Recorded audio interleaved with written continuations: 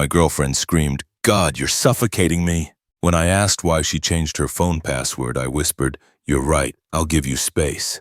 The space I gave her was so permanent that she had to explain to her parents why she was moving back home at 28. I, 29, male, was sitting on the couch last Tuesday watching some random documentary about deep-sea creatures. My girlfriend Natalie, 28, was next to me, glued to her phone like usual. We'd been together for 3 years, living together for the last 18 months in my condo. Something felt off lately. Little things. She'd angle her phone away when texting, leave the room to take calls, the usual red flags you read about, but convince yourself mean nothing. "Hey babe, can you check if that Thai place is still open?" I asked, reaching for her phone since mine was charging in the bedroom. She practically launched herself across the couch, snatching it away. "I'll check." That's when I noticed the lock screen didn't respond to my fingerprint anymore. "Did you change your password?" Casual tone, no accusation. What happened next still plays in my head like a bad movie. She exploded, face red, voice hitting octaves I'd never heard. "God, you're suffocating me. Why do you need access to my phone? Can I have any privacy? You're so controlling." I just sat there, stunned. In 3 years, I'd never once gone through her phone. We just had each other's passwords for convenience, checking directions while the other drove, changing music, ordering food. Normal couple stuff. I asked a simple question, Nat. "This is exactly what I mean. Questions, questions, questions. I can't breathe in this relationship. You monitor everything I do." "Monitor? I work 50-hour weeks in IT support. Half the time I forget to check my own phone." She stormed to the bedroom, slamming the door hard enough to rattle the pictures on the wall. I sat there, documentary still playing. Some fish at the bottom of the ocean surviving crushing pressure. Ironic. 20 minutes later, she emerged with a duffel bag. "I'm going to Jess's. I need space to think." "Okay," I said quietly. "You're right. I'll give you space." She paused at the door, maybe expecting me to beg. I didn't. Just turned back to the documentary. The door clicked shut. "Here's the thing. The condo is mine. Bought it 2 years before we met. She moved in, never paid rent, just split groceries and utilities. I furnished the place, handled maintenance, covered all major expenses, not because she couldn't contribute, but because she was saving for her photography business. 3 years of saving, 0 equipment purchased. That night I did some thinking. Really looked at our relationship without the rose-colored glasses. She'd been staying out late with work friends I'd never met. Her Instagram stories showed bars and clubs on nights she said she was at photography workshops. The password change was just the latest flag in a parade of red flags I'd been ignoring. Wednesday morning, I made some decisions. Update 1. Natalie hadn't come home. A few texts about needing time to process and how I needed to work on my control issues. I responded once. "Take all the time you need." Meanwhile, I got practical. First, I changed the locks. My condo, my right, cost me $300 for a good smart lock system. Named the new lock code Freedom. Petty? Maybe. Satisfying? Absolutely. Second, I texted her. "Your belongings will be in boxes in the lobby storage room. Code is 2024. Please arrange pickup by Sunday." Her response was colorful. 17 messages in rapid succession. Here's a sampling. "WTF? You can't just kick me out. This is my home too. I have rights, you psycho control freak." "I was just taking a break. We're not broken up. Answer me. This is illegal eviction." I sent one reply. "You wanted space. I'm respecting that. This is the space you requested." Then I muted her number and got to work. Packing her stuff was enlightening. Designer clothes with tags still on. Interesting for someone who cried poverty whenever restaurant bills came. A jewelry box full of pieces I'd never seen her wear. And in her desk drawer, printed emails from someone named Derek. "Can't wait to see you again, beautiful. Last night was incredible. When are you going to leave him? Dating back 2 months. I didn't read more. Just added them to the box labeled desk stuff. Thursday, her mom called. Patricia, usually a sweet lady, but not today. "What did you do to my daughter? She's hysterical. You changed the locks. How could you be so cruel?" "Patricia, Natalie said I was suffocating her and needed space. I'm giving her exactly what she asked for." That's not what she meant, and you know it. She just needed a few days to cool off. Did she tell you she changed her phone password and screamed at me for asking why? Or about Derek? Silence. Who's Derek? Ask your daughter. I hung up. Friday morning, 7:02 a.m., bang, bang, bang on my door. Open up! I know you're in there! I checked the doorbell camera. Natalie, looking rough, hair unwashed, same clothes from Tuesday. I spoke through the intercom. Your things are in storage room B12, code is 2024. Let me in, we need to talk! You wanted space, Natalie. I'm giving you space. This isn't what I meant. Stop being dramatic. I'm not being dramatic. I'm being literal. You said you couldn't breathe in this relationship. Now you have all the air you need. I live here. No, you stayed here rent-free while seeing Derek. Dead silence. Then quieter. How did you... Storage room B12, code 224.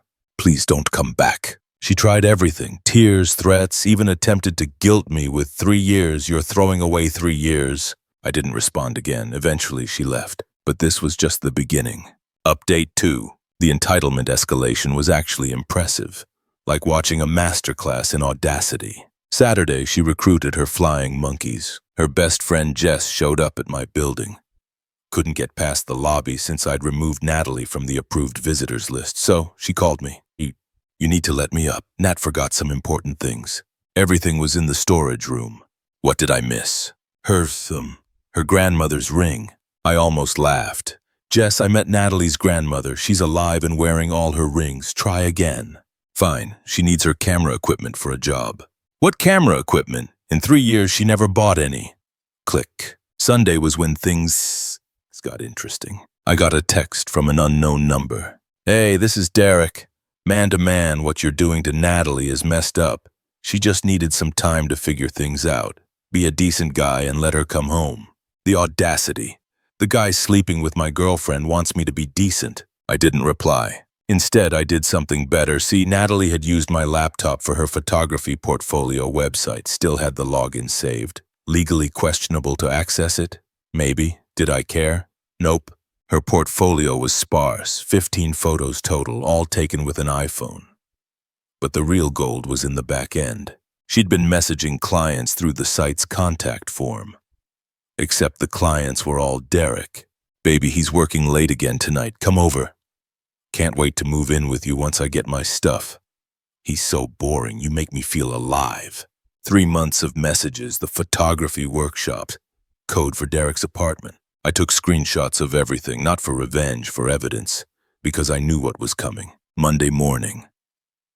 I got an email from someone claiming to be Natalie's lawyer, demanding I let her retrieve her belongings and threatening legal action for illegal eviction. I forwarded it to my buddy, who's an actual lawyer. His response, LOL, this is from a Gmail account. No lawyer uses Gmail for official correspondence. Also, she was never a tenant.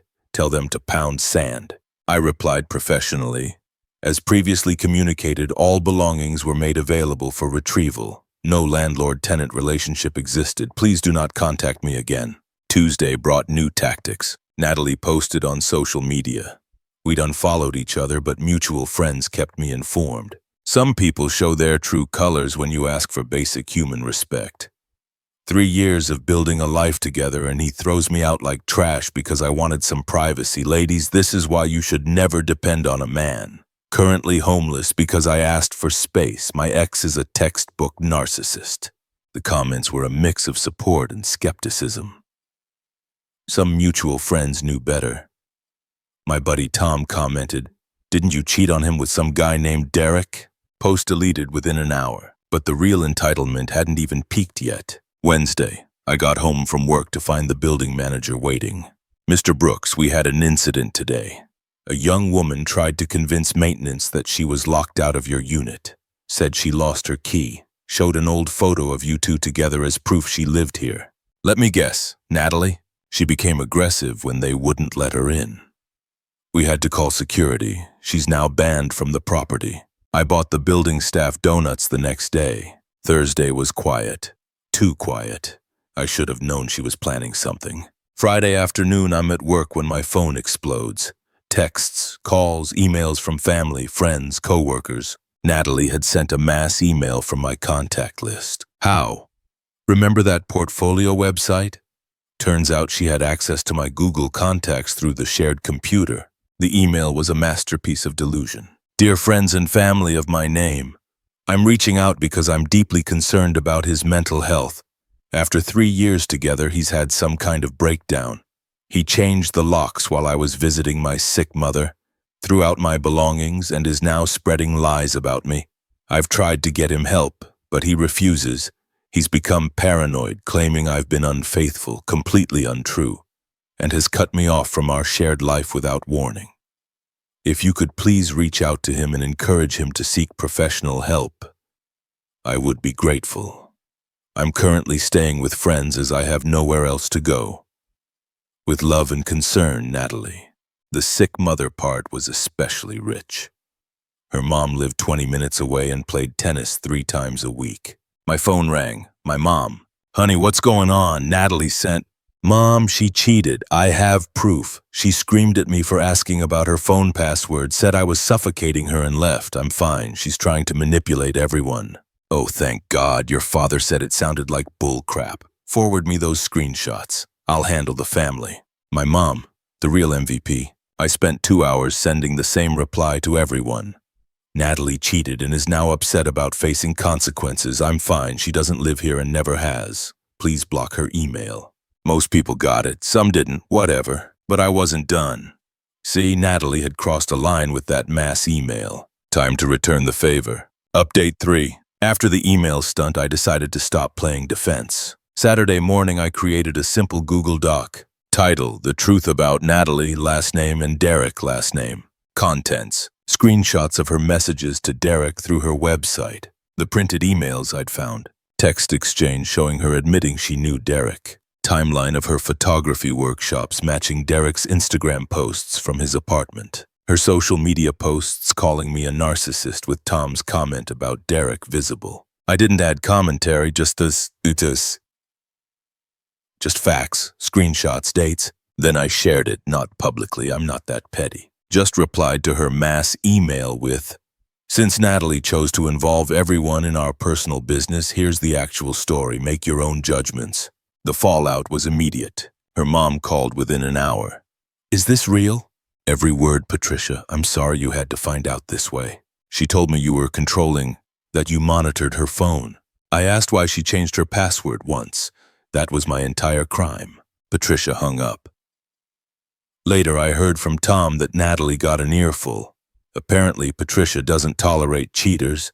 Her ex-husband had cheated years ago. Sunday brought desperation. Natalie created a new Instagram account to message me. Take down that document now. You're ruining my life. You ruined your own life.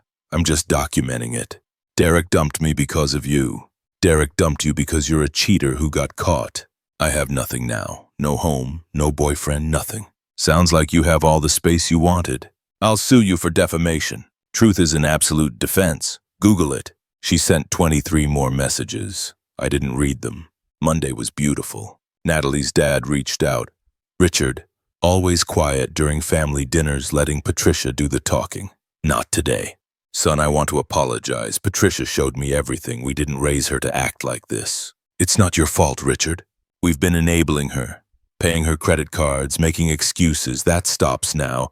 She's 28 years old, acting like a teenager. What are you going to do? She's been living with us since you kicked her out. Told us you had a breakdown. We believed her. Now she has 30 days to find a job and her own place. The justice was delicious. Tuesday through Thursday were quiet. I focused on work, hit the gym, caught up with friends I'd neglected while dating Natalie. Felt good, free. Friday changed everything. I got home to find a note taped to my door. Property management letterhead. Mr. Brooks. A Miss Natalie, last name, attempted to access your unit today with what appeared to be a locksmith. Security intervened, police were called, full report attached. She is now officially trespassed from the property. Any further attempts will result in arrest. Management. The attached report was wild. She'd convinced some sketchy locksmith that she was locked out of her apartment. When security confronted them, she doubled down. claiming I was her abusive ex who illegally evicted her. Security called the police. Police asked for proof of residency. She couldn't provide any. No mail, no lease, nothing. Because she'd never officially lived there. The locksmith bolted. Natalie tried to talk her way out of it. When police ran her name, they found the trespass warning from last week. She got arrested, actually arrested, for criminal trespass. I found out the full story from Tom, who heard from Jess, who was apparently done with Natalie's drama. Natalie spent 6 hours in jail before her parents bailed her out. Richard refused to come. Patricia had to do it alone. The conditions of her release: stay away from my building and have no contact with me. You'd think that would be the end. You'd be wrong. The extinction burst, as Reddit would call it, though I said I wouldn't use that term, fits too perfectly. It was spectacular. Week 3 started with Natalie trying to get her photography business off the ground. She created a Facebook page, Instagram business account, the works. Posted constantly about new beginnings and rising from the ashes of toxic relationships. Problem: she had no equipment, no portfolio beyond those iPhone shots, and no actual clients. But she did have audacity. She messaged everyone on my friends list offering discounted photo sessions because she was rebuilding after financial abuse. Yeah, she actually claimed I financially abused her by letting her live rent-free for 18 months. Most people ignored her. Some called her out. My coworker Shane was brutal. Didn't you cheat on him while he paid all your bills? That's not financial abuse. That's a free ride ending. She blocked him and made a post about toxic masculinity. By Thursday, her parents had enough. Richard called me. Ryan, I'm sorry to bother you, but has Natalie tried contacting you? Not directly. She's banned from my building and there's a no contact order. Good. Keep it that way. We gave her an ultimatum. Get a job or get out. She chose to get out? She did. Where did she go? Derek took her back temporarily, he says. We'll see how long that lasts. It lasted exactly 4 days. Monday morning, Jess texted me.